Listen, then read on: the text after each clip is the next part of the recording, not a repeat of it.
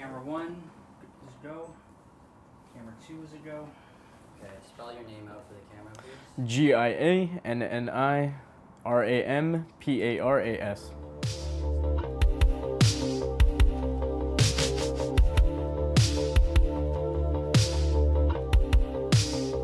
My name is Gianni Ramparis. I'm 22 years old and I'm a photographer. Majority of my work is from basically extremely high buildings and skyscrapers, some dangerous spots. In our world, in the photography world, we classify it as something called rooftopping, but some other people call it craning, but majority of people call it rooftopping. So from the ground up, basically, you know, you got to go through the streets, you got to survey. The first thing I really do is kind of just look for the tallest building, or maybe a building that I know will have a specific shot of some area or location. Personally, I mean, I like to get the buildings that I can see shots of, maybe like the CN Tower or, you know, the ACC, something like that that's in the background. So first thing is first is you go, you try and see, you know, an upright shot that will just give you kind of the biggest view almost of what you could take. The next thing is getting into the building. You gotta see if there's security, obviously, that you gotta get by or bypass. If you can get by that without even giving them a notification, basically, I'll just kind of get past them, you know, get up to the stairs, get up to the roof. Then the next barrier that I would have to get by would probably be, you know, if there's like a lock on the door, because the majority of these places, especially if it's like a business building or, you know, like the CN Tower, obviously, it's got security up there or a lock on the door. So yeah, that's the next thing. If it's not, then you just kind of go onto the roof, which we do get to do a lot. Yeah, I've been to, let's see, I went to Quebec last week. I've been to Vancouver. That's about it in Canada. I've also traveled to the States though. I've done New York, Michigan, Buffalo, random spots. There's probably a couple more I'm missing, but those are my main spots. I've gone to New York a couple times, but majority is always in Toronto. I personally know a lot of people, not that I'm necessarily incorporated with anymore.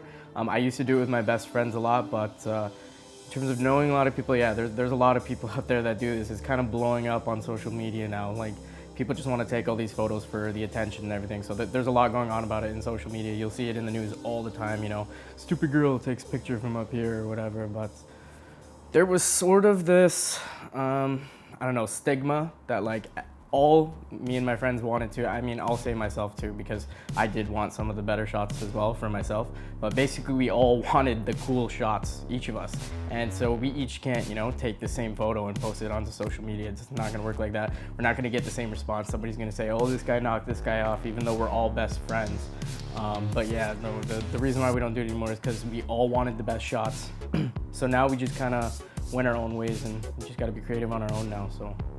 After some stories you've seen in the media, there's just some pretty bad backlash that we get from this. People just call it stupid and insane, crazy, you know, adrenaline junkies, all sorts of crap like that. When really it's not really all about that. You know, we do it in a pretty safe manner, but we're not doing all these crazy things you see in the media, like parkouring off these buildings and stuff.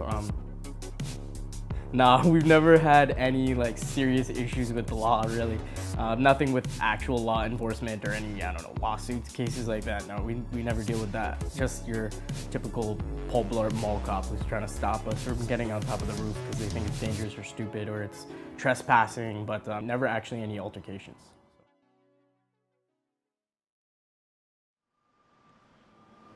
The rescue took hours. Toronto Fire getting the call about a woman stuck up on a crane hovering above Wellesley Street at 3:30 this morning.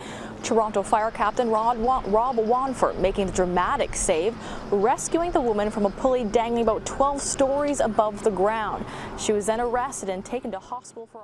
Yeah, she's, I've heard of Marissa Lazo. She's an interesting story.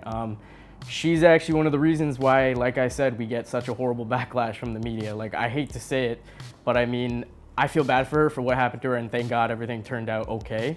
But I mean, in terms of her and what she did, she just went about what we do the whole entire wrong way. She didn't do it the right way. She was stupid and careless, and we don't do that, or at least I don't do that personally anymore. Even when I was with my buddies and we used to do this, we used to be completely safe about it, smart, watching each other's backs, making sure the area is safe before we take shots and going out there.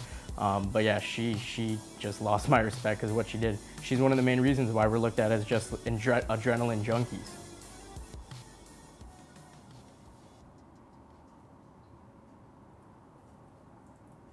Why do I take these photos? Well, if you had asked me this question, a couple of years ago, it would have been because I do love the adrenaline. That's why I loved doing it. And because of where I take these shots in Toronto, it's just extremely powerful to me because I grew up here and I love representing my city and showing people what our city looks like. And I mean, obviously the generic or, cliche form would be to say, oh, because you're high up, we can see a beautiful shot. But when you get up there really and you take these shots of Toronto, you truly see how powerful our skyline and our city really is. You hear it in the media every day, but once you see it in a photo, Toronto really shows you what it's all about.